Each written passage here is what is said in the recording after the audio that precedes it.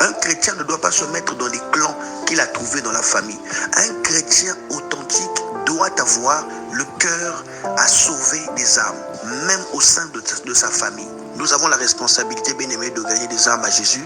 Mais n'oublions pas aussi que dans nos familles personnelles, nous avons des âmes perdues. Nous avons des ivrognes, des prostituées, nous avons des personnes qui sont dans de mauvaises vies, que nous ne devons pas repousser, que nous ne devons pas négliger. Mais ces personnes-là, nous devons les ramener à Christ, les évangéliser, les présenter Jésus-Christ, ces personnes qui sont même au sein de notre famille.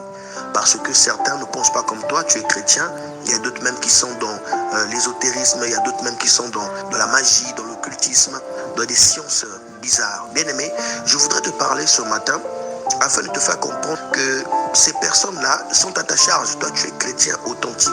Tu as donné ta vie à Christ et Jésus-Christ se manifeste au travers de toi. Tu as la puissance d'en haut. Alors, tu dois le manifester en sauvant d'abord les membres de ta propre famille. Qu'est-ce que nous dit Jésus par rapport à cela?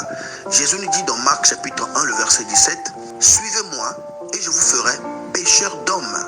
Suivez-moi et je vous ferai pécheurs d'hommes. » Donc, ce qui veut dire que, bien-aimé, toi et moi qui avons suivi Jésus-Christ, nous ne l'avons pas suivi seulement pour sauver notre propre âme ou sauver les âmes de l'église ou des gens de la rue que nous évangélisons d'habitude. Nous oublions parfois que dans nos familles, il y a des gens qui ont besoin d'être sauvés. Mais parfois, nous ne les regardons pas avec ce regard-là. Tu as tes frères, tes sœurs, tes neveux, tes nièces. Ramène-les à Christ, bien-aimés dans le Seigneur. Parfois, nous péchons même, nous les jugeons. Ah, celle-là, tu crois qu'elle va écouter la parole? Ah, celui-là, le sorcier-là. Ah, celle... Non, un chrétien authentique doit avoir le cœur à sauver des âmes.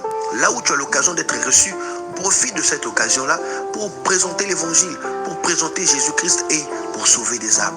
Tu as un frère qui est dans une vie de débauche, dans une vie de violence, une vie de gangster. Bien aimé, tu as la responsabilité